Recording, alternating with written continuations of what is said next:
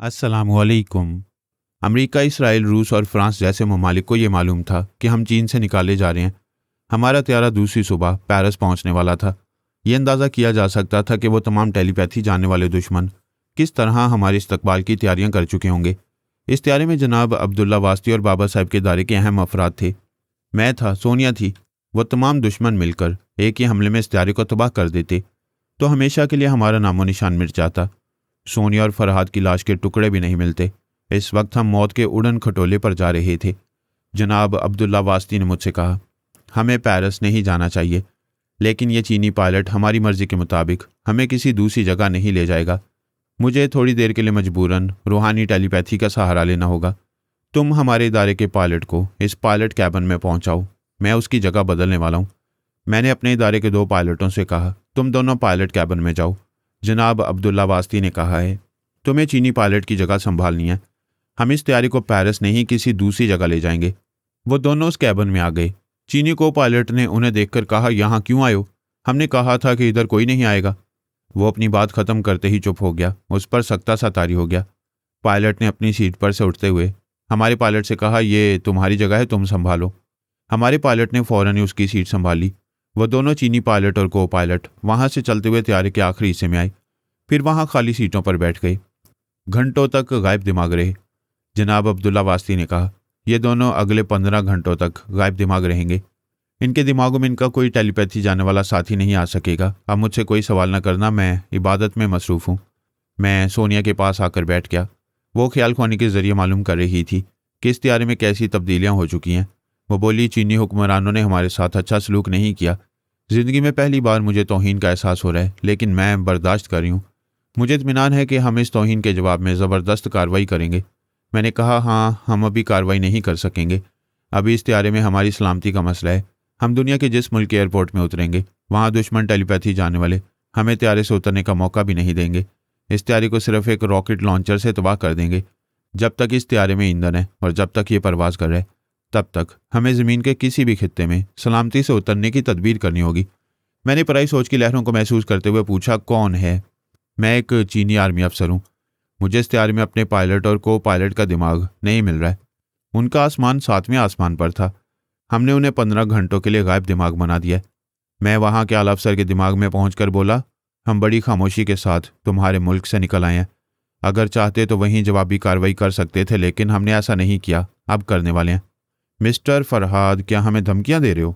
फ़िलहाल तो मैं लेन देन का हिसाब करने आया हूँ। हमने तुम्हें ट्रांसफार्मर मशीन दी। तुमने हमें बाबा साहब का इदारा कायम करने की इजाज़त दी। अब तुमने उस इदारे को हमसे छीन लिया है। जवाबन हम तुमसे वो मशीन और उस मशीन से तमाम पैदा होने वालों को तुमसे छीन रहे हैं। ये 24 घंटे का अल्टीमेटम है। अपनी मशीन और अपने टेलीपैथी जानने वालों को बचाने की जितनी तदबीर कर सकते हो कर लो। 24 घंटों के बाद सारी दुनिया के टेलीपैथी जानने वाले वो तमाशा देखेंगे जो कभी किसी ने देखा नहीं होगा। उस लम्हे के बाद से तुम किसी तरह भी हमसे राब्ता कायम नहीं कर सकोगे। इसे धमकी ना समझना। मौत सारी ज़िंदगी एक धमकी कहलाती है। जब आ जाती है तो फिर धमकी नहीं रहती। मैं दिमागी तौर पर अपनी जगह हाजिर हो गया। हम आसमान और ज़मीन के बीच में थे। 6-7 घंटे से ज़्यादा परवाज़ नहीं कर सकते थे। किसी न किसी मुल्क की ज़मीन पर उतरना ज़रूरी था, लेकिन तमाम बड़े ममालिक और तमाम दुश्मन टेलीपैथी जानने वाले ज़मीन पर उतरने के तमाम रास्ते बंद कर रहे थे। जिस दुनिया में हम पैदा हुए थे, उसी दुनिया पर हमारा दाखिला ममनू हो गया था। मिस्टर ब्लैक हमारे तैयारी को तबाह करने के लिए बड़े जोशो खरोश के साथ सरगर्म अमल था। वो अमेरिका के तमाम बड़े और छोटे एयरपोर्ट्स के आला ओहदेदारों और तमाम प्राइवेट फ्लाइंग कंपनियों के मालिकान को हुक्म दे रहा था कि चीन से आने वाले किसी भी तैयारी को किसी भी रनवे पर उतरने की इजाज़त ना दी जाए। अंडरग्राउंड सेल में अब 9 टेलीपैथी जानने वाले रह गए थे। उनमें से एक टेलीपैथी जानने वाला कोमा में पड़ा हुआ था। मिस्टर ब्लैक ने उन 9 टेलीपैथी जानने वालों से कहा, चंद घंटों के लिए अपनी तमाम मसरूफियात तर्क कर दो। अपने तमाम मातियत टेलीपैथी जानने वालों के साथ हमारे मुल्क के तमाम एयरपोर्ट्स के अमले के अंदर पहुंचो। वहाँ के अहम अहदेदारों को अपना अलहकार बनाओ। चीन से आने वाले किसी भी तैयारी को हमारे मुल्क में नहीं उतरना चाहिए। नंबर 4 ने कहा, सर, मैंने अपने 8 साथियों को तफसील से बताया है कि फरहाद, सोनिया और बाबा साहब के इदारे के अहम अफराद एक तैयारी में बीजिंग से पेरिस जाएंगे। फिर पता चला कि वो रूट बदल रहे हैं। वो पेरिस के बजाय किसी दूसरे मुल्क में इस जहाज़ को उतारने वाले हैं। हम उस जहाज़ को यहाँ उतरने नहीं देंगे। मिस्टर ब्लैक ने कहा, सिर्फ इतना ही नहीं है कि उन्हें हमारे मुल्क में आने से रोक दिया जाए। तुम सबको ख्याल ख्वानी के जरिए दूसरे ममालिक के तमाम एयरपोर्ट्स में पहुँचना चाहिए। वहाँ के अमले को अपने कंट्रोल में रखना चाहिए। वैसे दूसरे ममालिक के टेलीपैथी जानने वाले भी यही कर रहे होंगे। सर, हमारी पूरी कोशिश होगी कि हम दूसरे ममालिक के एयरपोर्ट्स पर भी नज़र रखें। दुनिया के तमाम एयरपोर्ट्स में हमारे मुसल्लह एहलकार होंगे। अगर फरहाद किसी तदबीर से इस त्यारे को जबरन किसी एयरपोर्ट के रनवे पर उतारेगा तो उसके उतरते ही रॉकेट लॉन्चर्स वगैरह के जरिए हमले किए जाएंगे, उस त्यारे के परखच्चे उड़ जाएंगे। ये ना भूलो कि ईरान, अफगानिस्तान और लीबिया हमारे दुश्मन हैं। वो इस त्यारे को अपने मुल्क में उतरने की इजाज़त देंगे।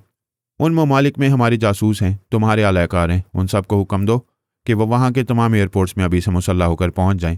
उन्हें अपनी जान पर खेल कर भी उस त्यारे को तबाह करना होगा। मिस्टर ब्लैक के अलावा अमेरिका के आला हुक्काम और फ़ौज के आला अफसरान दूसरे तमाम ममालिक से हॉटलाइन पर राब्ते कर रहे थे। एक दूसरे से मालूम कर रहे थे कि वो त्यारे को ज़मीन पर उतरने से पहले ही तबाह कर देने के सिलसिले में कैसी तदबीर पर अमल कर रहे हैं।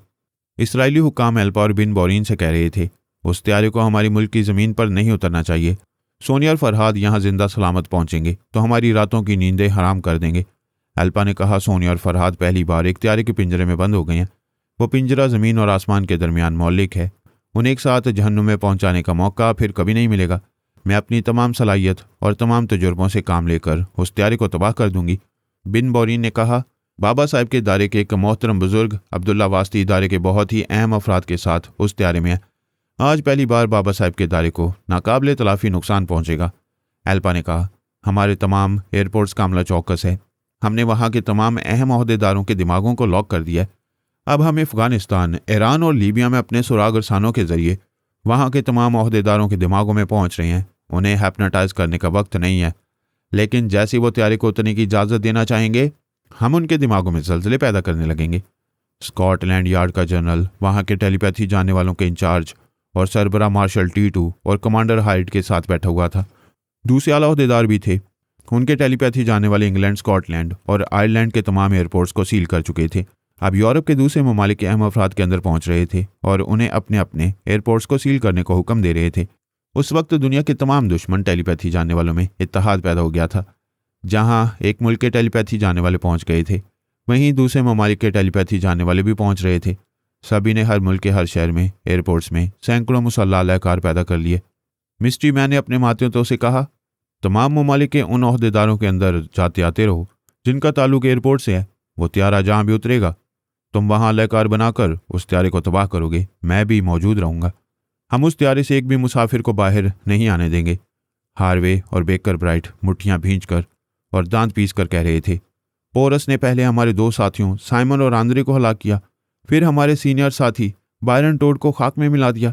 अब हम उसके माँ बाप को इस त्यारे के पिंजरे से निकलने नहीं देंगे। तमाम ममालिक के फौजी सरबराहों के अंदर जाते आते रहेंगे। इस तरह पता चलेगा कि वो त्यारा कहाँ उतरने वाला है।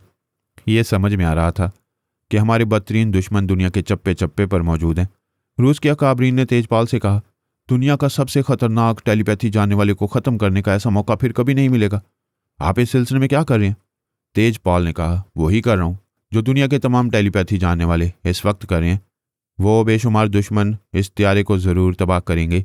ऐसे वक्त हम उनके पुश्त पनाही करते रहेंगे। तेजपाल बज़ाहिर वहाँ टेलीपैथी जानने वालों का सरबरा था, लेकिन कोरोना का मामूल था। कोरोना और तेजपाल बहुत पहले से पारस के मामूल थे। रास्पुटिन ने कालाकार के जरिए कोरोना से कहा, हम दोनों को मिलकर उस त्यारी की तबाही के लिए तदबीर करनी चाहिए। वो पारस की मर्जी के मुताबिक बोली, सारी दुनिया ही उस त्यारे को तबाह करने के लिए अपनी नींदें हराम कर रही है, खाना पीना छोड़ दिया। ऐसा लगता है जैसे कोई बहुत बड़ा स्यारा हमारी ज़मीन से टकराने वाला है। रास्पुटिन ने कहा, वो किसी स्यारे से कम नहीं है।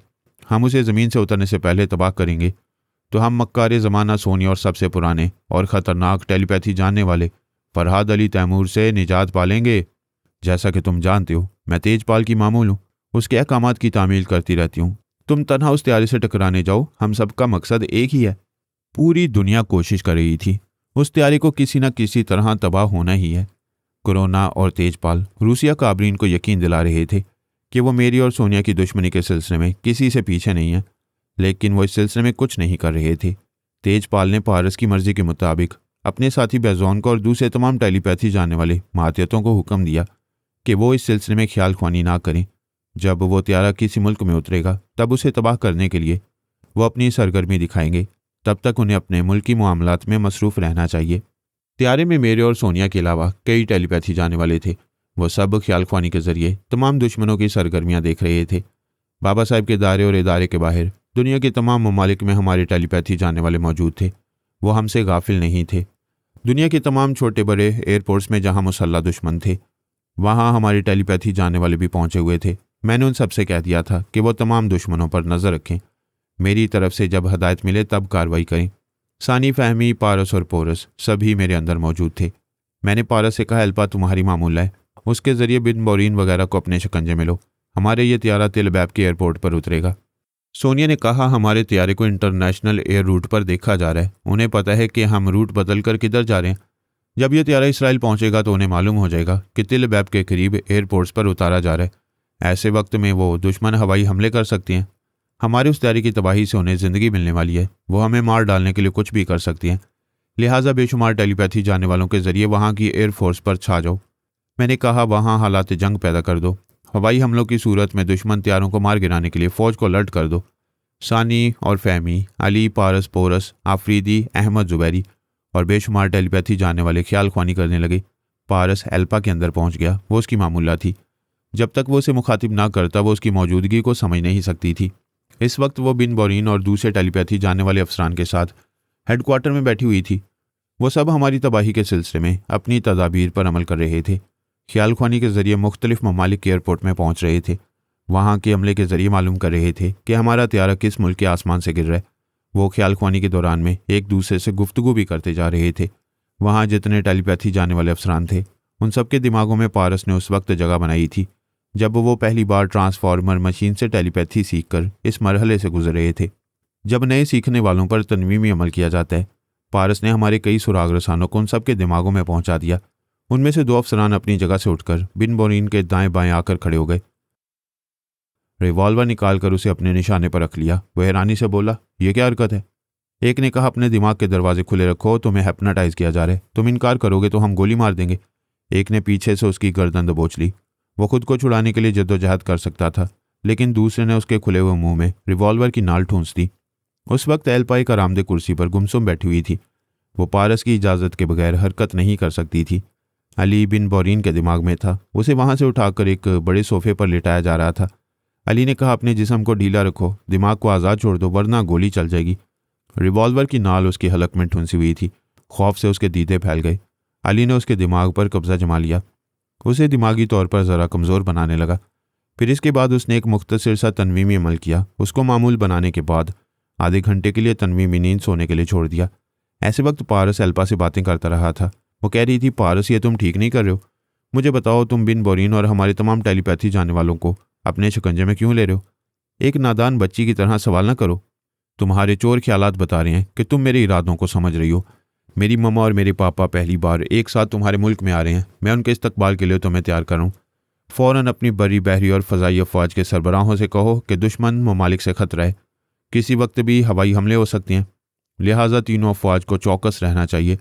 अपने मुल्क के अंदर चीन और दूसरे ममालिक के दरमियान मुसाफिर बरदार त्यारों को आने से न रोका जाए। जंगी त्यारों को रडार पर देखते ही तबाह कर दिया जाए। एल्पा उसके अहकामात की तामील करने लगी। अकाबरीन हैरानी से पूछ रहे थे, किन दुश्मन ममालिक से हमें ख़तरा है? कौन हम पर हमला करने वाले हैं? फिर तुम चीन के त्यारे को यहाँ आने की इजाज़त क्यों दे रही हो? वो बोली, मैं तुम सबकी सलामती के लिए ऐसा कर रही हूँ। अगर फराद के त्यारे को यहाँ आने से रोका जाएगा तो तुम में से कोई भी जिंदा नहीं बचेगा। तुम्हारे साथ तुम्हारे बीवी बच्चे भी मारे जाएंगे। उनमें से कई अकाबरीन और फ़ौज के कई अफसरान ने टेलीफोन और फैक्स के ज़रिए अमेरिका और दूसरे ममालिक से रब्ता करना चाहा। वो उन्हें बताना चाहते थे कि वो सब मुखालिफ टेलीपैथी जानने वालों के शिकंजे में आ गए हैं। एल्पा ने चीन से आने वाले त्यारे को अपने मुल्क में उतरने की इजाज़त दे दी है, लेकिन उनमें से कोई टेलीफोन और फैक्स के ज़रिए किसी से रब्ता न कर सका। हमारे बेशुमार टेलीपैथी जानने वाले वहाँ के हुक्मरानों और तमाम फ़ौजी अफसरों के दिमागों पर कब्जा जमा चुके थे। जब हमारा त्यारा इसराइल के करीब पहुंचा तो तमाम ममालिक के हुक्मरान और फ़ौजी अफसरान टेलीफोन और फैक्स के ज़रिए एल्पा से और वहाँ के अकाबरीन से रब्ता करने की कोशिशें करने लगे, लेकिन किसी से रब्ता नहीं कर पा रहे थे। वो कहना चाहते थे कि त्यारा इसराइल की हदूद में दाखिल हो रहा है, उसे रोका जाए, लेकिन तमाम इसराइली अकाबरीन और फ़ौजी अफसरान गूंगे बहरे हो गए थे। तमाम दुश्मन टेलीपैथी जानने वालों को इसराइल के किसी एक फ़र्द के भी दिमाग में जगह नहीं मिल रही थी। पूरे इसराइल को अंदर और बाहर से सील कर दिया गया था। हमारा तैयारा सही सलामत वहाँ के रनवे पर उतर गया। एल्पा बिन बोरीन और तमाम अकाबरीन ने मसलहतन ये फैसला किया कि हमसे दोस्ती की जाए, दुश्मनी महंगी पड़ेगी, क्योंकि हम उनके अंदर घुस आए हैं। उन्होंने बड़ी गर्मजोशी से हमारा इस्तकबाल किया। जनाब अब्दुल्ला वास्ती ने कहा, मुझे आपकी मेज़बानी मंजूर नहीं है। मैं यरूशलेम जा रहा हूँ। मस्जिद अक्सा में नमाज अदा करूँगा, फिर अपनी मंजिल की तरफ चला जाऊँगा। वो एक कार में बैठकर वहाँ से चले गए। बाबा साहब के इदारे से ताल्लुक़ रखने वाले दूसरे अफराद वहाँ से जाने वाली दूसरी परवाज़ों के ज़रिए मुख्तलिफ ममालिक की तरफ जाने लगे। दुश्मन ये मालूम नहीं कर सकते थे कि उनमें से कौन कहाँ जा रहा है। वो मुख्तलिफ ममालिक से होते हुए बाबा साहब के इदारे में पहुँचने वाले थे। अली, आफरीदी, लिली, मारिया और अहमद जुबैरी एयरपोर्ट से चुपचाप चले गए। उन्होंने किसी मेज़बान से मुलाकात नहीं की। सोनिया ने अल्पा से कहा, हमें कुछ अरसे तक यहाँ पूरे हिफाजती इंतजामात के साथ रहना होगा। तुम्हारा ज़ाती महल बहुत वसी और रीज़ है। वो बोली, ये मेरे लिए बहुत बड़े एजाज़ की बात है कि आप मेरे महल में रहेंगी। सोनिया ने कहा, पहले ट्रांसफार्मर मशीन को अपने उस महल में पहुँचाओ। तुम और बिन बोरीन उस मशीन के साथ यरगमाल के तौर पर उस महल में रहोगे। मैंने कहा, बाकी बातें बाद में होंगी। फ़िलहाल मशीन वहाँ मुंतकिल कराओ और हमारे साथ महल में चलो। फ़ौरन ही हमारे अहकामात की तामील की गई। मैं और सोनिया, एल्पा और बिन बोरीन के साथ उस महल में आ गए। वो दोनों टेलीपैथी जानने वाले इस मुल्क में बहुत अहम थे। रीढ़ की हड्डी की हैसियत रखते थे। फिर मशीन भी बहुत अहम थी। जब तक ये सब कुछ हमारे शिकंजे में रहता, वहाँ के फ़ौजी हुक्मरान हमारे खिलाफ कुछ नहीं कर सकते थे। फिर ये कि उनके तमाम फ़ौजी अफसरान और टेलीपैथी जानने वाले हमारे टेलीपैथी जानने वालों के ज़रिए असर आ चुके थे। वहाँ हमारे लिए कोई ख़तरा नहीं था। हमने उस महल में पहुंचकर आराम से बैठकर एक एक दुश्मन से रब्ता करना शुरू किया। मैंने चीनी फ़ौज के आला अफसरान से कहा, दूसरे तमाम टेलीपैथी जाने वाले दुश्मनों की तरह तुम्हारी भी यही ख्वाहिश थी कि हम जिंदा सलामत ज़मीन पर ना पहुँचें, मगर हम पहुँच गए हैं। उस अफसर ने कहा, हमारी ऐसी कोई ख्वाहिश नहीं थी। हमने तो तुम्हें बखैरियत सफ़र करने के लिए अपना त्यारा दिया था। यूं कहो हमें मौत के उड़न खटोले पर बिठाया था। बाय द वे, हमारा कर्ज तुम पर बाकी है, तुम उसे अदा करोगे। अभी तुम्हारे मुल्क में सुबह होने वाली होगी, यहाँ रात है। मैं चाहता हूँ कि जब सोकर उठूँ तो दूसरी सुबह वो ट्रांसफार्मर मशीन तुम्हारे पास ना रहे। उसका एक एक पुर्जा अलग करके उसे आग में पिघला दूँ। उसने कहा, मैं योगा का माहिर नहीं हूँ। तुम हम जैसे चंद अफसरान को दिमागी मरीज बना सकते हो या हलाक कर सकते हो। वहाँ बैठकर हमारे मुल्क में तखरीबी कार्रवाइयाँ कर सकते हो। हम तो हमेशा तखरीबी कार्रवाइयाँ करने वाले दुश्मनों से निमटते आए हैं, तुमसे भी निमट लेंगे, लेकिन तुम्हें कभी अपनी ट्रांसफार्मर मशीन तक पहुँचने नहीं देंगे। आज हमारा ज़मीन तक पहुँचना नामुमकिन था।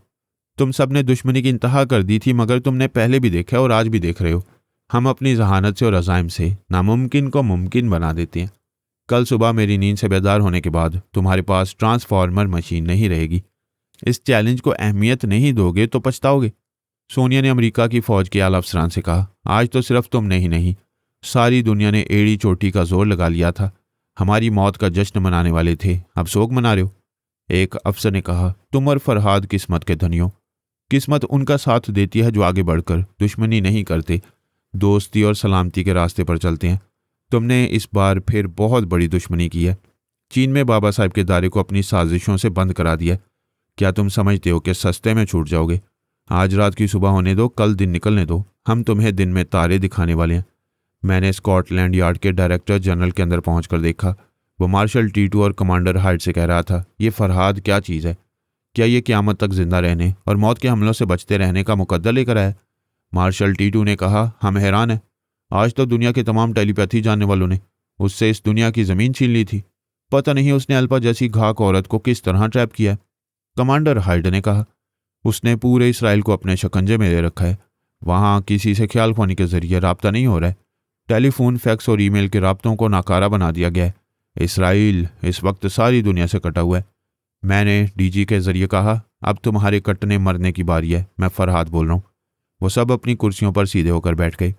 मैंने कहा, हमने तुम पर एहसान किया, तुम्हारे पास ट्रांसफार्मर मशीन का नक्शा पहुंचाया।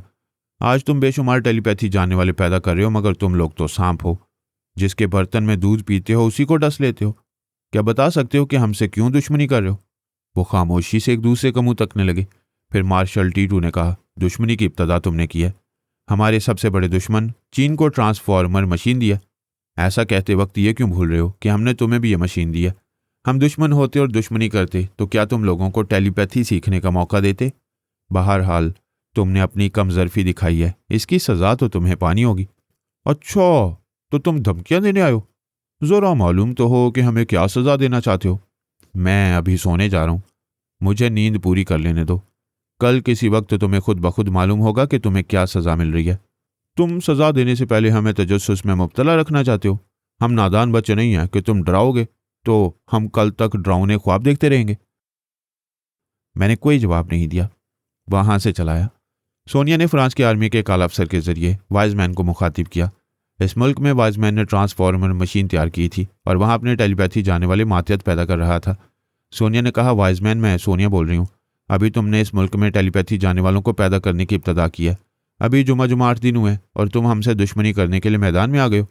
वो बोला, मैडम, मैं आपको ज़मीन पर उतरने और नई ज़िंदगी पाने की मुबारकबाद देता हूँ। ये दुरुस्त है कि मेरे नए टेलीपैथी जाने वाले अभी घुटनों के बल चल रहे हैं, लेकिन मैं तो पुराना खिलाड़ी हूँ। बाबा साहब का अदारा हमारे मुल्क फ्रांस में एक फोड़े की तरह उभरा हुआ है। इस फोड़े को ख़त्म करने के लिए ऑपरेशन ज़रूरी था।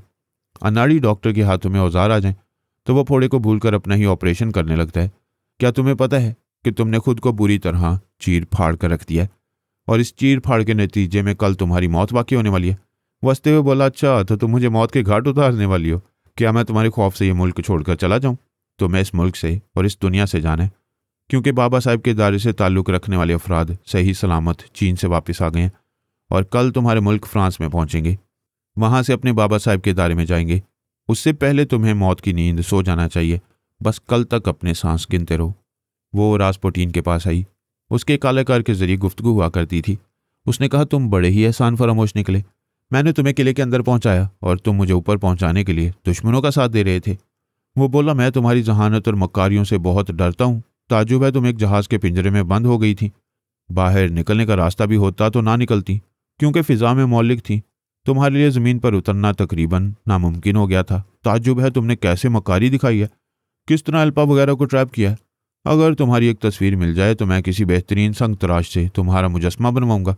उस मुजस्मे को फूलों के हार पहनाकर उसकी पूजा करता रहूंगा। तुम मेरी पूजा करने के लिए अब उस किले में नहीं रह सकोगे। मैंने तुम्हें वहां पहुंचाया था, अब लात मारकर वहां से निकाल रही हूं। वो अपनी जगह दिमागी तौर पर हाजिर हो गई। उसने त्यारे में सफ़र करने के दौरान ही अपने मातियत टेलीपैथी जाने वालों को किले के उन अफराद के दिमागों में पहुंचाया था जो रास्पुटीन, मिस्ट्री मैन, हार्वे, अमरीकी नंबर 8 और कोबरा के मामूल बने हुए थे। हमारे टेलीपैथी जानने वालों ने उन तमाम अफराद के दिमागों को लॉक कर दिया। मैंने कालाकार के जरिए हार्वे और बेकर ब्रैड से कहा, तुमने अपने अहम साथियों का बुरा अंजाम देखा था, फिर भी तुम्हें अकल नहीं आई। तुमने उस जहाज़ को हमारा पिंजरा समझकर हमें ख़त्म करना चाहा। अब हमारी तरफ से कुछ तो जवाबी कार्रवाई होगी। हार्वे ने पूछा, धमकी ना दो, ये बताओ क्या करना चाहते हो। जो करना था वो तो हम कर चुके हैं। तुमसे मार्ली का किला छीन लिया गया है, अब वहां नहीं जा सकोगे। हमारे ये चैलेंज सुनकर रास्पुटीन, मिस्ट्री मैन, हार्वे, अमरीकी नंबर 8 सभी ख्याल ख्वानी की परवाज करते हुए किले के अंदर अपने अपने मामूल और फरमा बरदारों तक पहुंचने की कोशिश करने लगे और नाकाम होने लगे। वह अब मामूल नहीं रहे थे। उनकी सोच की लहरों को महसूस करते ही सांस रोक रहे थे। वो सब अपनी अपनी जगह दिमागी तौर पर हाजिर होकर सोचने लगे, ये कैसे हो सकता है? क्या सोनिया और फरहाद हमारे उन तमाम मामूलों के अंदर मौजूद रहा करते थे? वहाँ हमें एक दूसरे से लड़ाते रहते थे। अब समझ में आ रहा है कि वह हमें लड़ाते रहे और हम कुत्तों की तरह लड़ते रहे। हमने रास्पुटीन, अमरीकी नंबर 8 और कोबरा वगैरह को किले के चंद अफराद के अंदर पहुंचाया था, लेकिन हम यह हमारे मातियत मिस्ट्री मैन और हार्वे के मामूल के अंदर नहीं पहुंचते थे। हमारे टेलीपैथी जाने वालों ने सिर्फ उनके दिमागों तक रसाई हासिल की जिनके अंदर हमने उन्हें पहुंचाया था। इसके बाद उन्होंने उनके जरिए मिस्ट्री मैन और हार्वे के तमाम मामूलों को गोली मार दी थी। वो किला फिर उनके लिए फौलादी बन गया था। वो उसके अंदर नहीं जा सकते थे। फिलहाल वो तमाम टेलीपैथी जाने वालों से खाली हो गया था। हमने भी उसे खाली छोड़ दिया था। ये देखना चाहते थे कि आइंदा क्या होने वाला है। वैसे वो किला इतना अहम था कि आइंदा भी टेलीपैथी जानने वालों के लिए मैदान जंग बनने वाला था। मैंने और सोनिया ने ख्याल ख्वानी का सिलसिला ख़त्म कर दिया। हमारे सुराग रसानों की निगरानी में रात का खाना तैयार किया गया। हमने पेट भरकर खाया, फिर अपनी थकन मिटाने के लिए आराम से सो गए। हमारे दूसरे टेलीपैथी जाने वाले बारी बारी एल्पा, बिनबोरिन और वहाँ के तमाम टेलीपैथी जानने वालों के दिमागों में पहरा दे रहे थे। उन्हें हैप्नोटाइज भी कर रहे थे ताकि वो मामूल बनने के बाद हमें धोखा ना दे सकें। इसके अलावा बाबा साहब के दायरे में तमाम अहम अफराद जाग रहे थे। जनाब अली असदुल्ला तबरेज़ी एक कॉन्फ्रेंस हॉल में वहाँ के तमाम अहम अफराद से मुखातिब थे। वो कह रहे थे, दोस्तों और दुश्मनों को आजमाते आजमाते एक तवील मुद्दत गुजरती जा रही है। इस दौरान में हमारे तजुर्बात हैं कि हमें आइंदा कभी किसी पर एतमाद नहीं करना चाहिए। इदारे के अहदेदार ने कहा, उन्होंने हमारे इदारे वालों पर ज़मीन तंग कर दी थी। अगर पारस ने अल्पा को बहुत अरसा पहले से अपनी मामूला ना बनाया होता तो फरहाद पूरे इसराइल को अपने कंट्रोल में नहीं ले सकता था। वो दुनिया के किसी भी रनवे पर त्यारा उतार सकता था। हमारी टेलीपैथी जानने वाले हत्तुल इम्कान इस त्यारे को सिक्योरिटी दे सकते थे, लेकिन हमारे मुकाबले में दुश्मन कम नहीं थे। उन्होंने किसी भी रनवे पर तैयारी को तबाह करने के ठोस इक़दाम किए थे। जनाब तबरेज़ी ने कहा, बहरहाल अल्लाह ताला का लाख लाख शुक्र है कि हमारे लोग बखैरियत ज़मीन पर उतर गए हैं। अब हमें जवाबी कार्रवाई करनी है। हमने ट्रांसफार्मर मशीन को आम किया था, अब उन तमाम मशीनों को ख़त्म कर देंगे। जो लोग उन मशीनों से टेलीपैथिक इल्म हासिल कर चुके हैं उन्हें इस इल्म से महरूम कर देंगे। उन्हें ख्याल ख्वानी से महरूम करने का नुस्खा हमारे पास था।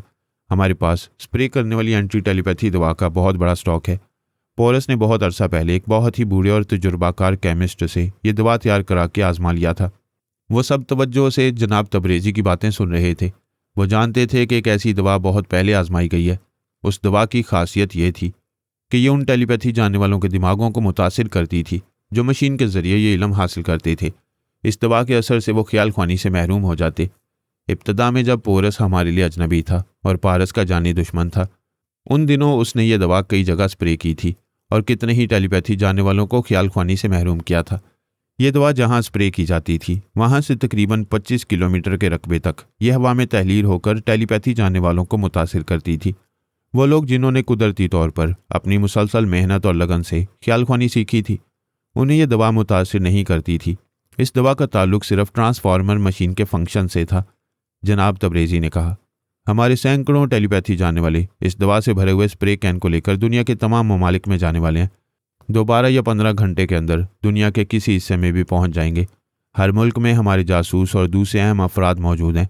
उन सबको ये स्प्रे कैन दिए जाएंगे। कॉन्फ्रेंस हॉल में बैठे हुए हाजरीन मुत्तफिक होकर कहने लगे, ये हमारी तरफ से बेहतरीन जवाबी कार्रवाई होगी। वो हमारे अहम अफराद को ज़िंदगी से महरूम करना चाहते थे, हम उन्हें टेलीपैथी से महरूम कर देंगे। हमारे किसी दुश्मन के पास टेलीपैथी का हथियार नहीं रहेगा। जनाब तबरेज़ी ने कहा, ट्रांसफार्मर मशीन की इजाद से पहले बेशुमार टेलीपैथी जानने वाले नहीं थे। अब हम चाहेंगे कि मशीनों से टेलीपैथी के इल्म हासिल करने वाले ना रहें, ना दुश्मन रहें, ना दोस्त रहें। हमारे अपने लोगों को भी इस इल्म से महरूम किया जाएगा। तमाम हाजरीन चौंक कर जनाब तबरेज़ी को सवालिया नज़रों से देखने लगे। उन्होंने कहा, इस दुनिया में और पूरी कायनात में सिर्फ खुदाए जुल जलाल को कुव्वत और बरतरी हासिल है। अगर हम तमाम दुश्मनों को इस इल्म से महरूम कर देंगे और सिर्फ अपने पास ये इल्म रखेंगे तो हम मुसलमानों को तमाम दुनिया के मज़ाहिब पर और तमाम मुखालफिन पर बरतरी हासिल हो जाएगी। जबकि मशीन के ज़रिए मसनूई तरीके से कुव्वत और बरतरी हासिल करना कुदरत के और इस्लामी मिजाज के खिलाफ है। इस दुनिया पर कभी एक फ़र्द या एक फ़िरके की हुकूमत नहीं रहेगी। कुदरती तौर पर तवानाई हर इंसान में तकसीम होती है। तवानाई किसी को कम किसी को ज़्यादा मिलती है, लेकिन कभी ऐसा नहीं होता और ना ही होगा कि सारी तवानाइयाँ किसी एक को मिल जाएं और अल्लाह ताला की तमाम मखलूक उस एक के सामने कीड़े मकोड़े बन जाएं। लिहाजा ट्रांसफार्मर मशीन को और तमाम टेलीपैथी सीखने वालों को इस कुव्वत से और इस कुव्वत के सरचश्मे से महरूम रहना चाहिए। जो लोग खुदादाद सलाहियतों से और खुदा की रज़ा से कड़ी मेहनत और लगन से ये इल्म हासिल करते हैं, उन्हें हम इस इल्म के हसूल से नहीं रोकेंगे। अब वो पहला दौर वापस आएगा। सिर्फ कुदरती तौर पर ये इल्म हासिल करने वाले रहेंगे।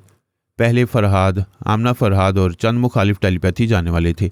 अब भी कुदरती तौर से टेलीपैथी जानने वाले चंद मुखालफिन हमारी दुनिया में हैं और यही रहेंगे। अपनी मौत मरेंगे। अल्लाह ताला की मर्जी होगी तो उनकी जगह दूसरे पैदा होंगे। लेकिन अब कभी टेलीपैथी जानने वालों की भीड़ नहीं लगेगी। अगर अब तमाम हजरात मेरी इन बातों से मुत्तफिक हैं तो अभी हमारे सैकड़ों अफराद को एंटी टेलीपैथी दवा के स्प्रे कैन के साथ दुनिया के हर हिस्से में रवाना किया जाए। तकरीबन 15 घंटों के बाद खातिर ख्वाह नताइज बरामद होंगे। सब ने इत्तफाक राय से कहा कि वो जनाब तबरेज़ी के फैसलों से मुत्तफिक हैं। इस्लाम दुश्मन अनासिर के खिलाफ ऐसी ही कार्रवाई होनी चाहिए। रूस में कोरोना, तेजपाल और रास्पुटिन का एक तकोन बना हुआ था। कोरोना ने तेजपाल को अपना मामूल बना लिया था। जोसेफ इसकी को बहुत पहले अपना गुलाम बना चुकी थी। उसके साथियों में सिर्फ एक बैजोन रह गया था। वो मौका पाते ही उसे हिप्नोटाइज करना चाहती थी। दूसरी तरफ रास्पुटिन दोस्ती की आड़ में कोरोना को अपनी कनीज बनाना चाहता था। फिलहाल बड़ी मोहब्बत से उसका एतमाद हासिल किया था और एतमाद हासिल करने के लिए उसने कोरोना को नंबर 1 के दिमाग में पहुंचाया था। लेकिन वो सब नंबर 1 के जरिए अंडरग्राउंड सेल में पहुंचकर कोई कामयाबी हासिल नहीं कर पाए थे। ऐसे वक्त कोरोना और रास्पुटिन हमारी मुखालफत में हमारे त्यारे को नुकसान पहुंचाना चाहते थे। रास्पुटिन ने कोरोना से कहा, सोनिया और फरहाद पहली बार एक त्यारे के पिंजरे में कैद हैं। उन्हें हलाक करने का इससे बेहतर मौका हाथ नहीं आएगा। तुम तेजपाल और उसके साथियों से पूछो वो इस सिलसिले में क्या कर रहे हैं। ऐसे वक्त हम सबको मुत्तैद हो जाना चाहिए। कोरोना ने पारस की मर्जी के मुताबिक कहा, मैं इस सिलसिले में तेजपाल वगैरह से बातें कर रही हूँ। जब वो कुछ करेंगे तो मैं तुम्हें उनकी कार्रवाई से आगाह कर दूंगी। पारस मास्को में मौजूद था। वो रास्पुटीन को तलाश कर रहा था। उसके पैलेस में उसकी एक दाश्ता थी जिसके जरिए रास्पुटीन सोम को ट्रैप किया जा सकता था, लेकिन उसने अपनी दाश्ता को हलाक कर दिया था। वो अपनी मसरूफियात के बायस अपने पैलेस में नहीं आ रहा था और पारस को उस पर हमला करने का मौका नहीं मिल रहा था। वो एक लंबे अरसे तक इस पैलेस में आने का इंतजार नहीं कर सकता था। उसने उसी रात कोरोना की एक डमी तैयार की, एक खूबसूरत और जवान लड़की को हैप्नोटाइज किया। उसके अंदर कोरोना के लबो लहजे को और उसकी पूरी शख्सियत को नक्श कर दिया। उसने डमी को हुक्म दिया कि वह तनवीमी नींद से बेदार होने के बाद अपना लबो लहजा बदलकर कोरोना के लबो लहजे में बोलेगी और सोचेगी। पारस ने ऐसे वक्त कोरोना पर भी मुख्तसर सा अमल किया था, उसके लबो लहजे को बदल दिया था। आइंदा रास्पुटीन ख्याल ख्वानी के जरिए रब्ता करता तो कोरोना की डमी के अंदर पहुंच जाता। पारस इस डमी के अंदर वक्फे वक्फे से जा रहा था और आ रहा था। ये इतना मजबूत जाल था कि रास्पुटीन फंसने ही वाला था। दूसरी तरफ रूस के हुक्काम और फौज के आला अफसरान तेजपाल से कह रहे थे कि वो हमारे तैयारी को तबाह करने के सिलसिले में क्या कर रहा है। तेजपाल भी पारस का मामूल था। वो हमारी मुखालफत में कोई कार्रवाई नहीं कर सकता था। उसने रूसी अकाबरीन से झूठ कह दिया। मैं और मेरे तमाम टेलीपैथी जानने वाले मुस्ताद हैं, दुनिया के तमाम एयरपोर्ट्स के अमले तक पहुंच गए हैं, उनके दिमागों में झांक कर अहम मालूमात हासिल कर रहे हैं। वो त्यारा जहां भी उतरेगा हम अपने आलाकारों के जरिए उसको तबाह कर देंगे। ऐसी कोई बात नहीं हो सकी। रूसी अकाबरीन ने तेजपाल से पूछा, वो त्यारा इसराइल में कैसे उतर गया? उसने कहा, दुनिया के तमाम टेलीपैथी जानने वाले हैरान परेशान हैं कि फरहाद ने किस तरह अल्पा को और वहाँ के तमाम टेलीपैथी जानने वालों को अपना मामूल बना लिया है। कोई भी टेलीपैथी जानने वाला इसराइल के किसी भी हाकिम और फौजी अफसर से रब्ता नहीं कर पा रहे। टेलीफोन, फैक्स और ईमेल वगैरह के राब्ते ख़त्म कर दिए गए हैं। तमाम दुश्मन टेलीपैथी जानने वाले नाकाम और मायूस होकर एक दूसरे से इस सिलसिले में गुफ्तगू कर रहे थे। वो परेशान हो गए थे कि उनके खिलाफ जवाबी कार्रवाइयाँ की जाने वाली हैं। स्कॉटलैंड यार्ड के डीजी ने अमरीकी अकाबरीन से कहा, सोनिया और फरहाद जवाबी कार्रवाई के सिलसिले में बहुत बड़ी धमकी दे रहे हैं। हमारी ट्रांसफार्मर मशीन हमसे छीन लेने की बातें कर रहे हैं। हमने इस मशीन को ऐसी जगह छुपा दिया कि फरहाद का बाप भी वहां तक नहीं पहुंच सकेगा। अमरीकी फ़ौज के एक आला अफसर ने कहा, हमने ये भी कहा था कि फरहाद का बाप भी ज़मीन पर नहीं उतर सकेगा। अब वो ज़मीन पर सही सलामत है। इससे पहले भी वो हमारी तवक्को के खिलाफ नामुमकिन को मुमकिन बनाता रहे। क्या आप अंदेशों में मुब्तला हैं? क्या हम अपनी मशीनों को उसकी दस्तरस से दूर नहीं कर सकेंगे? हम ऐसा कर रहे हैं। हमने भी सख्त हिफाजती इंतजाम किए हैं। फरहाद या उसका कोई आलाकार हमारी मशीन तक नहीं पहुंच सकेगा, लेकिन पिछली नाकामियों को देखकर तशवीश हो रही है। पता नहीं वो क्या करने वाला है। इस सिलसिले में रूस और फ्रांस के हुक्मरान भी बहुत परेशान हैं।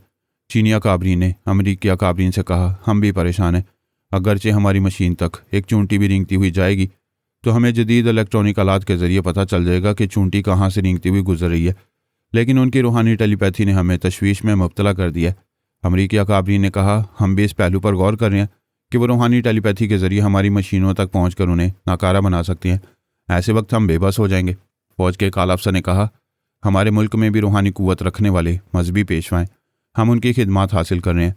आप तमाम हजरात को भी अपने मजहब के रूहानी पेशवाओं के जरिए भी हिफाजती तदाबीर करनी चाहिए। वो तमाम मुखालफिन रूहानियत की तरफ माइल हो गए थे, अपने अपने मज़ाहिब के रूहानी पेशवाओं के जरिए हिफाजती तदाबीर कर रहे थे। रूसी अकाबरीन ने रास्पुटीन से रब्ता किया। रास्पुटीन वहाँ के हुक्मरान तबके में एक मुअज़्ज़ज़ शहरी माना जाता था। वो अपने दादा रास्पुटीन की तरह अपनी आंखों से और अपनी बातों से दूसरों को अपनी तरफ माइल कर लेता था। ये जाहिर नहीं होने देता था कि वो टेलीपैथी के जरिए ऐसा कर रहा है। उसका दादा रास्पुटीन ज़ार रूस के शाही ख़ानदान में एक मुअज़्ज़ज़ रूहानी पेशवा समझा जाता था, लेकिन अक्सर लोग उसे बदतरीन जादूगर कहते थे, उससे नफरत करते थे। लेकिन उसे ज़ार रूस की सरपरस्ती हासिल थी, इसलिए उसे कोई नुकसान नहीं पहुंचाता था। मौजूदा रूस के हुक्मरान तबके में भी मौजूदा रास्पुटीन को जादूगर समझा जाता था और मजबूरन उसे मुअज़्ज़ज़ कहा जाता था, क्योंकि हुक्मरान तबके की हसीन औरतें उसकी तरफ माइल होती रहती थीं। मौजूदा हालात में रास्पुटीन उनके लिए बहुत अहम हो गया था। रूसी अकाबरीन ने उनसे कहा, तुम अपने दादा की तरह गैर मामूली सलाहियतों के हामिल हो और ज़ार रूस तुम्हारे दादा को रूहानी पेशवा मानता था। हम देखते आ रहे हैं कि तुम्हारे अंदर भी ऐसी ही रूहानी सलाहियतें हैं। क्या तुम इन मुसलमानों की रूहानियत का तोड़ कर सकोगे? रूह का कोई मज़हब नहीं होता। नेकी, सच्चाई और पाकीज़गी अपनी इंतहा को पहुंचकर इस कदर कभी हो जाती है कि वो एक नादीदा कुव्वत समझी जाने लगती है, जबकि सच्चाई और पाकीज़गी नादीदा नहीं है। ये हमारी अच्छे अमाल से पैदा होती है। जो बुजुर्गान दीन इसकी इंतहा को पहुँचते हैं वो रूहानियत के राजों को हमसे ज़्यादा समझते हैं। रूहानियत के लिए ये लाजमी है कि इसके हामिल कभी मनफी ख्यालात के हामिल ना हो, किसी का बुरा ना चाहते हों, किसी के खिलाफ सोचते भी ना हो। कभी कुदरत की तरफ से कोई इशारा मिले तब वो किसी गुमराह के खिलाफ रूहानी कुव्वत को इस्तेमाल करते हैं। जनाब अली असदुल्ला तबरेज़ी, जनाब अब्दुल्ला वास्ती और बाबा साहब के दायरे के दीगर बुजुर्गान दीन ये ज़रूरी नहीं समझ रहे थे कि दुनिया की तमाम ट्रांसफार्मर मशीनों को ख़त्म करने के लिए रूहानी टेलीपैथी को इस्तेमाल करें, और ना ही कुदरत की तरफ से उन्हें ऐसा कोई इशारा मिल रहा था। लेकिन मुखालफिन पर मुसलमानों की रूहानी टेलीपैथी की दहशत तारी थी। वह अपने अपने रूहानी पेशवा के जरिए रूहानी टेलीपैथी का तोड़ करने की कोशिशें कर रहे थे। रास्पुटिन ने ख्याल ख्वानी के जरिए कोरोना के दिमाग में पहुंचकर कहा, मैं तुम्हारा दोस्त ओल्ड मैन हूँ। उसने अब तक खुद को रास्पुटिन की हैसियत से किसी पर जाहिर नहीं किया था। उसका ख्याल था कि वो खुद को ओल्ड मैन जाहिर करके तमाम मुखालफिन को गुमराह करता रहेगा, अपनी असलियत छुपाकर दूसरों की असलियत तक पहुंचता रहेगा। इस बार वो धोखा खा गया। कोरोना के धोखे में उसकी डमी के अंदर पहुंच गया। उसके अंदर पारस मौजूद था। उसने कोरोना के लबो लहजे में पूछा, कैसे आना हुआ? वसते हुए बोला, रूस पर बुरा वक्त आया है तो वह मुझे रूहानी कुव्वतों का हामिल तस्लीम कर रहे हैं, वरना मुझे जादूगर कहते थे। तमाम ममालिक के अकाबरीन को यह अंदेशा है कि बाबा साहब के इदारे वाले रूहानी टेलीपैथी के जरिए ट्रांसफार्मर मशीनों को तबाह करने वाले हैं। डमी कोरोना ने कहा, हाँ वो ऐसा कर सकती हैं, तुम उनके खिलाफ क्या कर सकोगे? हमारे तुम्हारे जैसे टेलीपैथी जानने वाले रूहानियत के सामने बेबस हो जाएंगे। मैं बेबस होना नहीं जानता। मैं टेलीपैथी के अलावा ब्लैक मैजिक के कमालात भी जानता हूँ। अगर यहाँ रूहानी टेलीपैथी के जरिए कोई कार्रवाई की गई तो मैं इसका तोड़ करूँगा। डमी कोरोना ने पारस की मर्जी के मुताबिक कहा, जस्ट अ मिनट, मैं ज्वेलरी की दुकान में हूँ, एक नेकलेस खरीद रही हूँ। वह वाकई इस वक्त एक ज्वेलरी की दुकान में थी। एक नेकलेस की कीमत पूछ रही थी। दुकानदार इसकी कीमत बता रहा था। रास्पुटिन उस दुकानदार की आवाज़ सुनते ही उसके अंदर पहुंच गया। मुख्तसर सी ख्याल ख्वानी के जरिए उस दुकान का पता मालूम किया, फिर तीर की तरह अपनी रिहाइशगाह से निकलकर उस दुकान की तरफ जाने लगा। डमी कोरोना को अपनी बातों में उलझाने लगा। उसने कहा, क्या तुम जानती हो कि मैं किस तरह रूहानी टेलीपैथी का तोड़ करूंगा? वो बोली, मैं कैसे कह सकती हूँ, मैं रूहानियत के बारे में कुछ नहीं जानती। वो रूहानियत के बारे में उसे लंबी चौड़ी बातें बताने लगा। उसका ख्याल था कि वो उसे बातों में उलझा रहे। वो डमी कोरोना बड़ी मासूमियत से उलझ रही थी, रूहानियत से बड़ी दिलचस्पी जाहिर कर रही थी।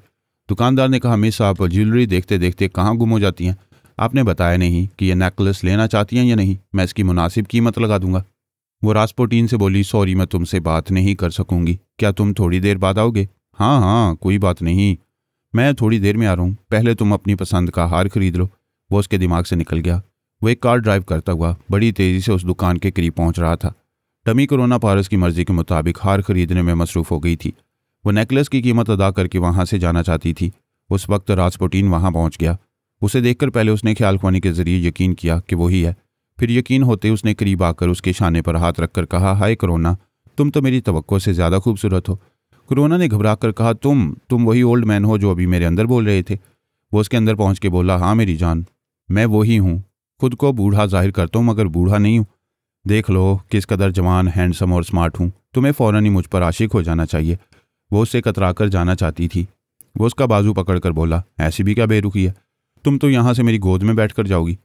डमी कोरोना ने अपने बाजू में हल्की सी चुभन महसूस की। रास्पुटिन ने साबी कमज़ोरी की दवा इंजेक्ट की थी। वो दूसरे लम्हे में कमज़ोरी महसूस करने लगी। रास्पुटिन उसे सहारा देकर अपनी कार में ले आया, फिर कार ड्राइव करता हुआ वहाँ से जाने लगा। पारस उसके अंदर मौजूद था। उसके ज़रिए रास्पुटिन की मंजिल तक पहुँच रहा था। शहर के एक गुंजान आबाद इलाके में उसका एक प्राइवेट बंगला था। उसने बंगले के सामने पहुंचकर कार को रोककर कहा, मैं तुम्हारे ख्यालात पढ़ता आ रहा हूँ, तुम तो बहुत ही मक्कार हो। जिस अल्पन ने तुम्हें टेलीपैथी सिखाई तुम उसे झांसा देकर चली आई। वो बड़ी कमज़ोरी से बोली, प्लीज़ मुझे जाने दो, मुझे अपनी कनीज़ ना बनाओ, मैं तुम्हारी दोस्त बनकर रहूँगी। वस्तुए बोला, टेलीपैथी की दुनिया में दोस्त ही एक गाली है, मुझे ये गाली ना दो। तुमने जोसेफ विस्की को अपना मामूल बनाया, बडी रॉबर्ट को दिमागी मरीज बनाया, और ये कितना बड़ा कमाल किया है कि तेजपाल तक को अपना गुलाम बना लिया। वो बोली, तेजपाल टेलीपैथी के जरिए यहाँ का हुक्मरान बना हुआ है, तुम मुझे छोड़ दो, उसे मामूल बना लो, फिर उसके अंदर रहकर पूरे रूस पर हुकूमत करते रहो। वो तो मुझे करना ही है। मेरे हाथ की लकीरें कहती हैं कि मैं टेलीपैथी के जरिए पूरी दुनिया पर हुकूमत करूंगा। वो उसे दोनों बाजू में उठाकर कार के अंदर से निकालकर अपने बंगले के एक बेडरूम में ले आया। मुस्कुरा कर बोला, कितनी हसीन और नर्मो नाजुक हो, तुम्हें छूने से गुदगुदी हो रही है, जज्बे मचल रहे हैं। उसने एक बेड पर लाकर उसे फेंक दिया। उसे हुक्म दिया कि वो चारों शाने चित होकर अपने हाथ पांव ढीले छोड़ दे। उसने हुक्म की तामील की। वो उसे हिप्नोटाइज करने लगा। पहले कोरोना उसके लिए बहुत अहम थी, अब कोरोना से ज़्यादा तेजपाल अहम हो गया। वह मखसूस लबोलहजे के जरिए तेजपाल के अंदर पहुंच गया। उसके ख्यालात पढ़ने लगा। ये मालूमात हासिल की कि उसके दोनों साथी बेजोन और जोसेफ विस्की कहाँ छुपे हुए हैं और वह रूसिया काबरीन के दिमागों में पहुंचकर क्या करता रहता है। वह तकरीबन 1 घंटे तक ख्याल ख्वानी करता रहा। फिर उसने तेजपाल को हिप्नोटाइज करना चाहा। ऐसे वक्त डमी कोरोना तनवीमी नींद से बेदार हो गई। नींद पूरी करने के बाद उसकी कमज़ोरी किसी हद तक दूर हो गई थी। वो बेड से उठकर वहाँ से चलती हुई उस कमरे से बाहर आई। रास्पुटिन ड्राइंग रूम के एक सोफे पर बैठा हुआ तेजपाल के अंदर पहुँच रहा था। उसे हिप्नोटाइज करने वाला था। वो दबे कदमों उसके पीछे पहुँच गई। वो ख्याल ख्वानी के बायस बेखबर था। डमी ने अपने गिरेबान में हाथ डालकर 2 इंच का एक तेज फल वाला चाकू निकाला, फिर इसे खोलकर रास्पुटीन की गर्दन में घोंप दिया। वो एकदम से हड़बड़ाकर खड़ा हो गया, पलटकर हैरानी से डमी कोरोना को देखने लगा। उसने पीछे गर्दन पर हाथ ले जाकर उस चाकू को बाहर निकाला। बेयकीनी से बोला, मुझे यकीन नहीं आ रहा है कि मैंने एक नाकाम तनवीमी अमल किया है। कुत्ते की बच्ची, क्या इस नन्हे से चाकू से मुझे हलाक करना चाहती हो? अब मैं तुम्हें जख्मी करके फिर तुम्हें हिप्नोटाइज करूंगा। पारस ने रास्पुटीन के अंदर पहुंचकर कहा, कुत्ते की बच्ची मैं नहीं हूं, तुम हो। तुम्हारे सामने मेरी डमी खड़ी हुई है और मैं तुम्हारे अंदर बोल रही हूं। तुम मुझे ट्रैप करना चाहते थे, मैंने तुम्हें फांस लिया है। बड़े शाहजोर हो तो मुझे अपने अंदर से भगाओ। वो शिकस्त खुर्दा अंदाज में सोफे पर गिरने के अंदाज में बैठ गया, फिर बोला, नहीं, मैं पहाड़ हूँ, एक औरत मुझे नहीं तोड़ सकेगी। शायद मैं कोई डरावना ख्वाब देख रहा हूँ। पारस ने उसके अंदर जलजला पैदा किया। वो बहुत सेहतमंद और शाहजोर था। दूसरों की तरह उसके हलक से चीख नहीं निकली, लेकिन वह तकलीफ से तड़पता हुआ सोफे से नीचे गिर गया। ओ माय ग्रैंडपा, वो अपने दादा रास्पुटीन को पुकार रहा था। उसे तस्वुर में एक ऐसा बूढ़ा दिखाई दे रहा था जिसके चेहरे पर बेशुमार झुर्रियाँ पड़ी हुई थी। वो चेहरा इतना सख्त था जैसे पहाड़ को काट कर तराशा गया हो। उसने शिवानी के दिमाग में आकर ऐसी एक बूढ़े का तस्वुर पेश किया था। दरअसल ये उसके बूढ़े दादा रास्पुटीन की तस्वीर थी। उसे अपने दादा से बहुत अकीदत थी। वो कोई अहम काम शुरू करते वक्त उसे याद किया करता था, मुसीबत के वक्त उसे पुकारा करता था। उसकी इस अकीदतमंदी ने दूसरों को गुमराह कर दिया। दूसरे तमाम टेलीपैथी जानने वाले उसे बूढ़ा समझते थे। इस बार पारस ने सोनिया के लुब लहजे में कहा, लोग मुसीबत के वक्त अरे बाप रे बाप कहते हैं, मगर तुम बाप के बाप को याद कर रहे हो। वो चौंक कर बोला, कौन? मैडम सोनिया तुम हो? तुम मेरे अंदर आई हो? मगर अभी तो मैंने कोरोना की आवाज़ सुनी थी। मैंने कोरोना को चारे के तौर पर पेश किया था। तुम मेरी मक्कारियों से बड़े खौफजदा रहते थे। अब खौफजदा नहीं रहना चाहिए। अब तो मैं हमेशा तुम्हारे अंदर रहा करूंगी। वो आंखें बंद किए गहरे गहरे सांस लेते हुए कह रहा था, मैंने जब से तुम्हारी हिस्ट्री पढ़ी थी तब से मानता हूँ इस दुनिया पर तुम्हारी जैसी मक्कार औरत दूसरी नहीं है। मैंने टेलीपैथी की दुनिया में आते ही तुम्हारे फरहाद की फैमिली को चैलेंज किया था और इस तरह दूसरे टेलीपैथी जाने वालों पर अपनी दहशत तारी की थी। मैं बड़े बड़े टेलीपैथी जाने वालों को अपने ज़ेर असर लाना चाहता था, इस दुनिया में नाकाबिले शिकस्त कहलाना चाहता था, लेकिन तुमने मुझे चारों शाने चित कर दिया है। एक औरत से मार खा रहा हूँ। उसकी दिमागी कमज़ोरी दूर हो रही थी। पारस ने दूसरी बार उसके अंदर जलजला पैदा किया। वह फिर तकलीफ से कराहने और तड़पने लगा। उसे हिप्नोटाइज करने के लिए ज़्यादा से ज़्यादा कमज़ोर बनाना ज़रूरी था और पारस यही कर रहा था। सानी ने कनाडा में जिसे मामूल बनाया था उसका नाम रोजबेल था। उसे मामूल बनाने से पहले ही उसकी बातों से और उसके चोर ख्यालात से मालूम हो गया था कि वो मिस्टर ब्लैक का ख़ास मातियत है। मिस्टर ब्लैक ने सानी को गिरफ्तार करने के लिए पूरे न्यूयॉर्क की नाकाबंदी की थी, लेकिन वो बहुत पहले ही वहाँ से निकलकर कनाडा गई थी। मिस्टर ब्लैक ने अपने तमाम टेलीपैथी जानने वालों को हुक्म दिया था कि वो अमेरिका, कनाडा और ब्राज़ील में सानी को तलाश करें। एक तनहा जवान औरत को तलाश करना कुछ ज़्यादा मुश्किल नहीं होगा। उसने अपने ख़ास मातियत रोजवेल को भी ताकीद की थी। उसे कहा था वो कनाडा में होगी। वहाँ जो भी हसीन और जवान औरत तन्हा नजर आए उसके ख्यालात ज़रूर पढ़े जाएं। रोजवेल ने सानी के ख्यालात पढ़े थे। उसे यही मालूम होता रहा कि वो एक बूढ़े की बीवी है और उसके 2 बच्चे हैं और वो उन बच्चों की सौतेली माँ है, भरपूर जवान है, उसके साथ रातें गुजारी जा सकती हैं। वो यही सोचकर सानी के पास आया था, फिर पूरी तरह उसके शिकंजे में फंस गया था। सानी ने उसके दिमाग में ये बातें नक्श की थीं कि वो उसके तनवीमी अमल को भूलकर बदस्तूर मिस्टर ब्लैक का मातियत रहेगा, लेकिन उसकी सोच की लहरों को कभी अपने अंदर महसूस नहीं करेगा और ज़रूरत के वक्त उसका मामूल बन जाया करेगा। पोरस ने सानी को नंबर 3 के अंदर पहुंचाया था। सानी ने उसे रोजवेल के अंदर पहुंचा दिया। उसने सानी से कहा, यह मिस्टर ब्लैक का ख़ास मातियत है। इसके ख्यालात बता रहे हैं कि ब्लैक अक्सर इसके पास आता रहता है। हो सकता है कि अभी भी उसके अंदर मौजूद हो। उसने तुम्हारे तनवीमी अमल में मुदाखलत नहीं की हो। हम भी अक्सर अपने दुश्मनों को इसी तरह धोखा देते हैं। सानी ने कहा, हाँ, मिस्टर ब्लैक ऐसा कर सकता है। मैं किसी खास मौके पर रोजवेल से काम लूँगी, किसी जगह इससे मिलना चाहूँगी या इसके साथ मिलकर काम करना चाहूँगी, तो ऐसे वक्त वो मुझे नुकसान पहुँचाएगा। पोरस ने कहा, अगर वो तुम्हारे तनवीमी अमल के दौरान में मौजूद रहा है तो उसे मालूम हो चुका होगा कि तुम इस बंगले में मौजूद हो। तुम्हें यहाँ से फ़ौरन निकलना चाहिए।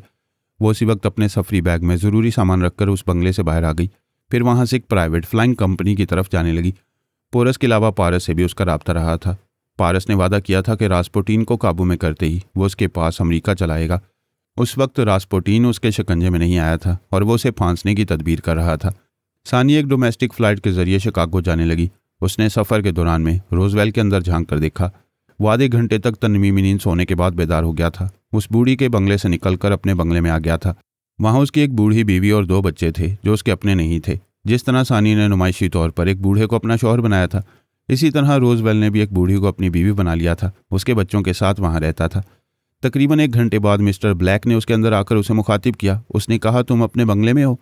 तुम्हारे ख्यालात ने बताया था कि आज तुम अपनी जवान पड़ोसन के साथ रात गुजारने वाले हो। तुम जवान को छोड़कर इस बूढ़ी के पास क्यों आए हो?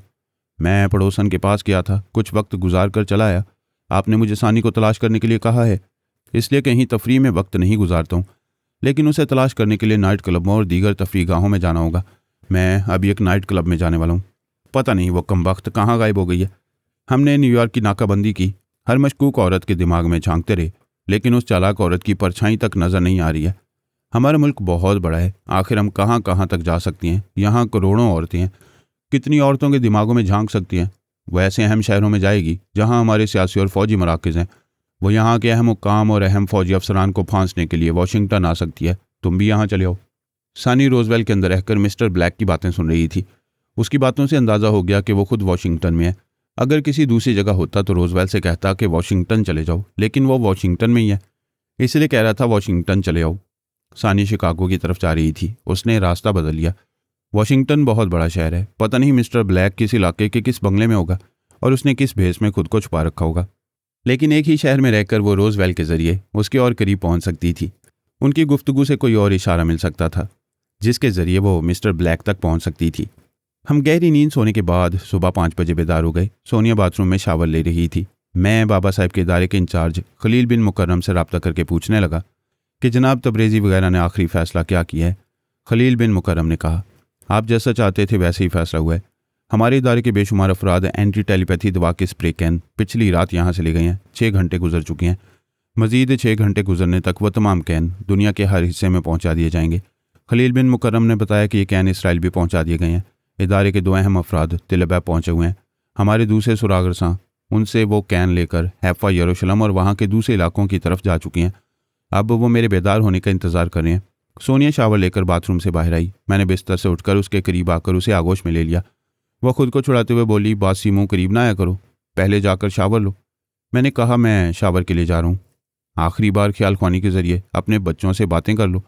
10-15 मिनट के बाद तुम ख्याल ख्वानी के इल्म से महरूम हो जाओगी। मैं बाथरूम में चलाया।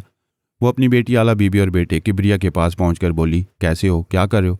मामा, हम आपका इंतज़ार कर रहे हैं। ये पूछना चाहते हैं कि टेलीपैथी से महरूम होने से पहले आपके ख्यालात और जज्बात क्या हैं? मेरे बच्चों में खुश हूँ। मुझे एक हथियार से निजात मिल रही है। ये हमारी ख़ानदानी रवायत है कि हम कभी अपने पास कोई हथियार नहीं रखते। मैंने चंद बरसों तक टेलीपैथी जैसा हथियार रखने का तजुर्बा किया। मेरे लिए कोई ख़ास फ़र्क नहीं पड़ेगा। मैं इस इल्म के बगैर और ज़्यादा मोहतात और मुस्ताद रहकर काम करूँगी। किब्रिया ने कहा, हमें भी इस इल्म के बगैर काम करना चाहिए। आपने हमें ये इल्म क्यों सिखाया है?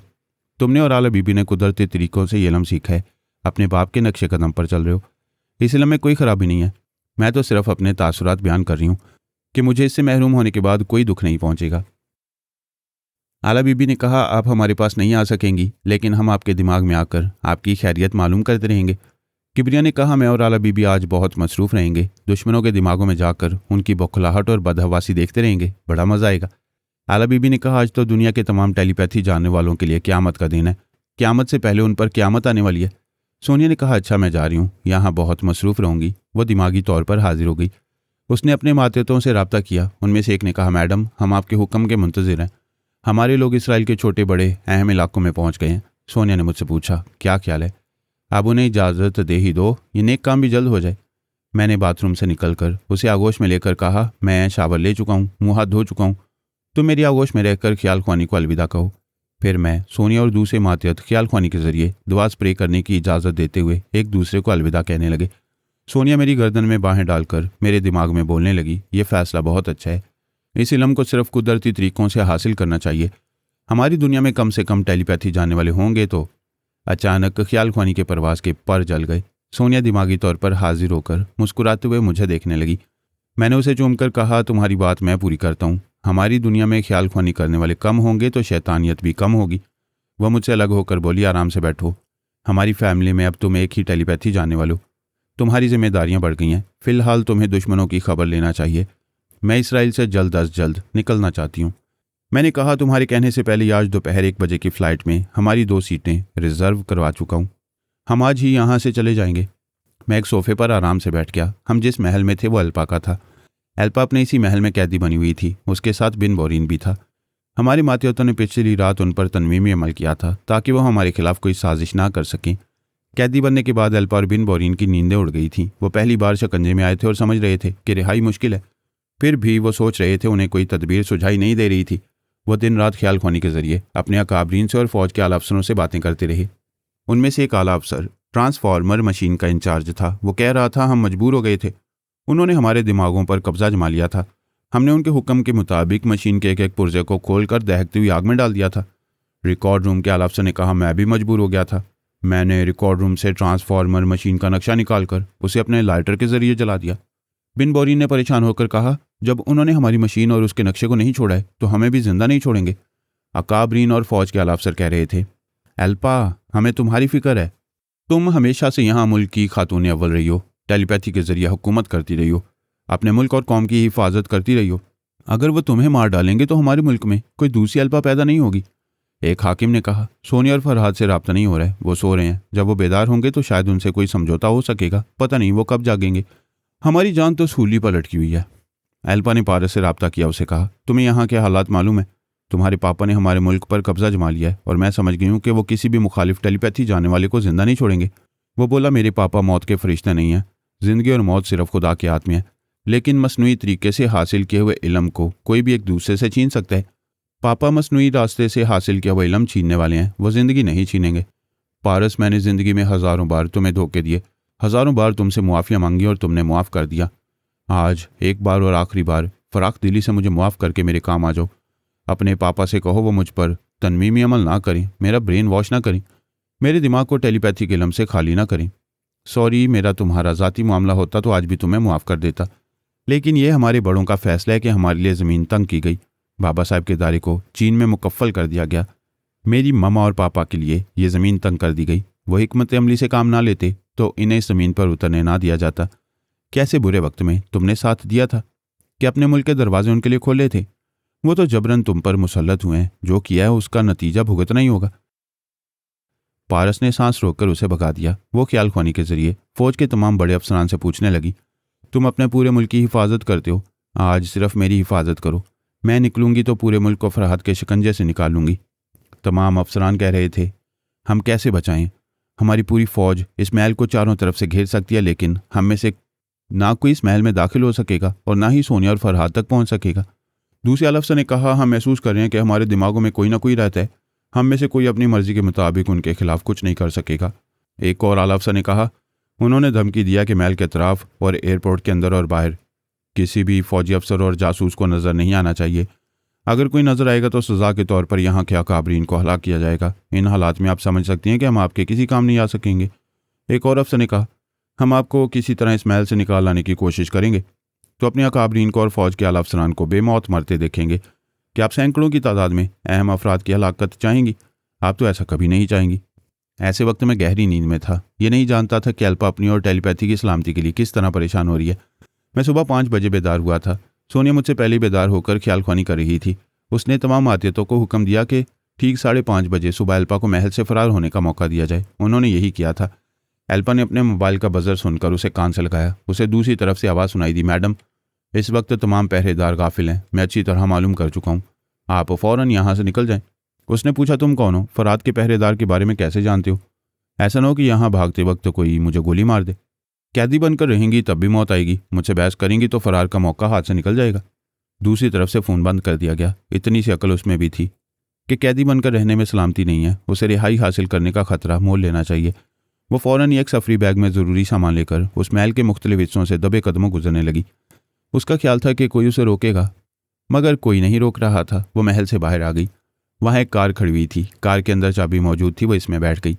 इसे स्टार्ट करके आगे बढ़ाती हुई सोचने लगी, क्या बात है, मुझे कोई नहीं रोक रहा। उस वक्त 6 बजने के लिए 10 मिनट रह गए थे। वो तेज़ी से कार ड्राइव करती हुई ख्याल ख्वानी के जरिए किसी पहली फ़्लाइट में अपने लिए सीट रिजर्व करा रही थी।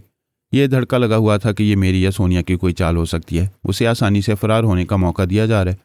पता नहीं आगे जाकर वो उसके साथ क्या करने वाले हैं। वो एयरपोर्ट पहुंच गई।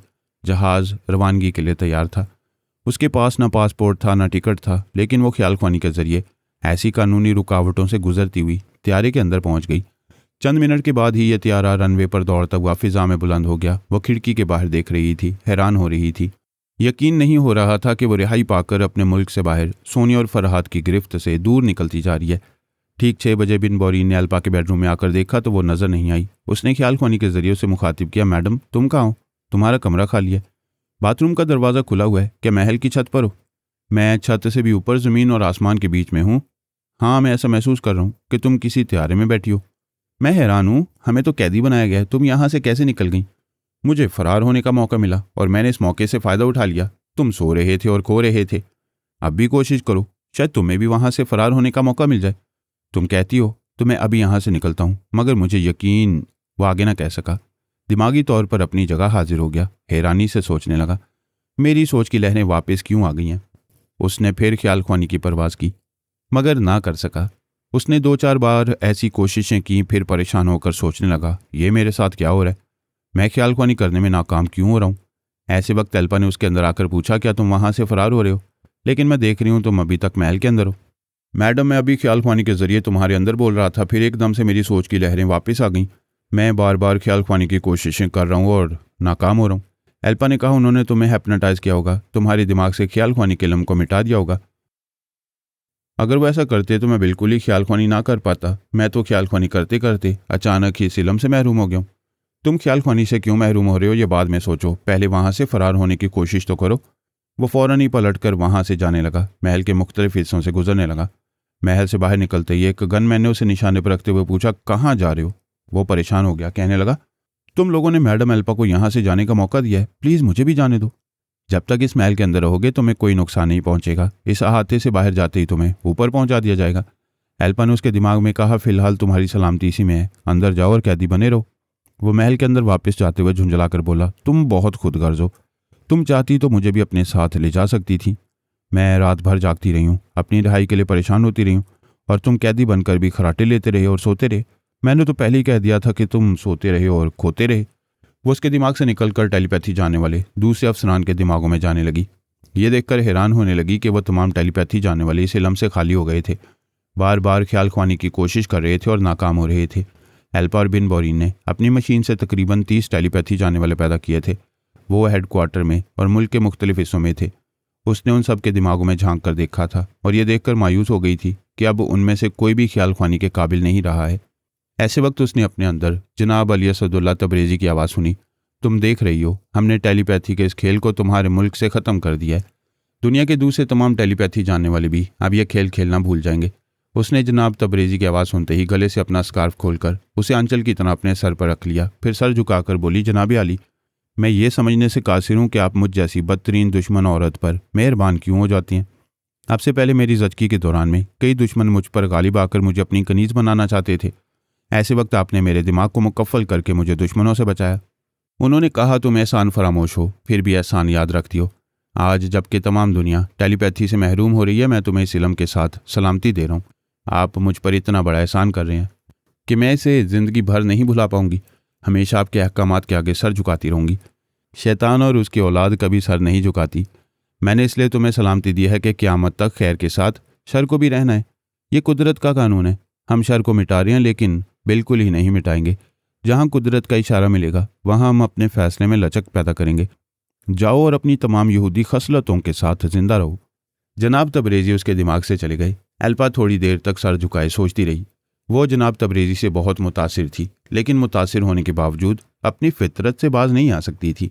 उस वक्त वो मुतासिर होकर सोच रही थी कि आइंदा मुझसे, मेरी फैमिली से और बाबा साहब के दायरे से टक्कर नहीं लेगी। ये उसकी वक्ती तौर पर जज्बाती सोच थी।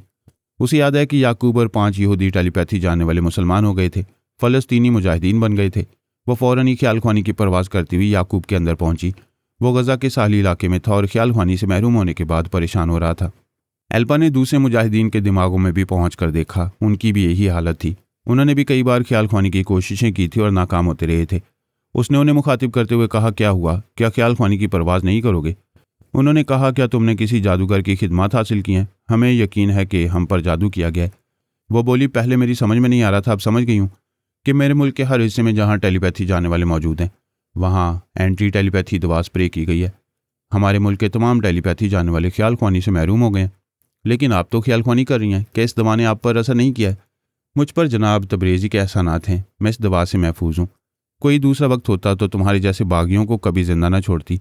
लेकिन मैंने ये तय किया है कि मुसलमानों से दुश्मनी में पहल नहीं करूँगी, इसलिए तुम लोगों को ढील दे रही हूँ। आइंदा कभी मुझे दुश्मनी पर मजबूर ना करना। वो ख्याल ख्वानी के जरिए अपने अकाबरीन से रब्ता करने लगी।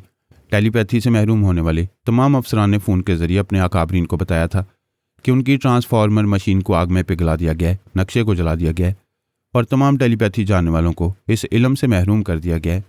एल्पा ने उन अकाबरीन के पास पहुंचकर तस्दीक की। उनसे कहा, एंटी टेलीपैथी दवा के जरिए ऐसा किया गया है। मैं खुशकिस्मती से महफूज हूँ। इस दवा के स्प्रे करने से पहले ही अपने मुल्क से बाहर चली आई हूँ। उन सब ने मुतमईन होकर कहा, थैंक गॉड, हम यही चाहते थे कि तुम्हें कोई नुकसान ना पहुँचे। तुम सलामत रहोगी तो हमारे मुल्क और हमारी कौम का तहफ़्फ़ुज़ हासिल होता रहेगा। वो बोली, मैं आप सबको ये समझाने आई हूँ कि फ़िलहाल आप सब इस्लाम दुश्मनी भूल जाएं। फरहाद, उसकी फैमिली और बाबा साहब के इदारे से दुश्मनी की कोई बात ना करें। उनके खिलाफ किसी मुल्क का साथ ना दें। मैडम सोनिया और मिस्टर फरहाद वगैरह को वहाँ रहने से या वो मुल्क छोड़कर जाने से ना रोकें। मेरी एक हदायत पर अमल किया जाए, वरना हम जितना बड़ा नुकसान उठा चुके हैं आइंदा उससे भी बड़ा नुकसान उठा सकती हैं। आप सब मुझसे भी महरूम हो सकती हैं। लिहाजा मेरी सलामती की खातिर मेरी हदायत पर अमल करते रहें। वो अपने लोगों को समझा रही थी। फ़िलहाल नेक परवीन बन गई थी।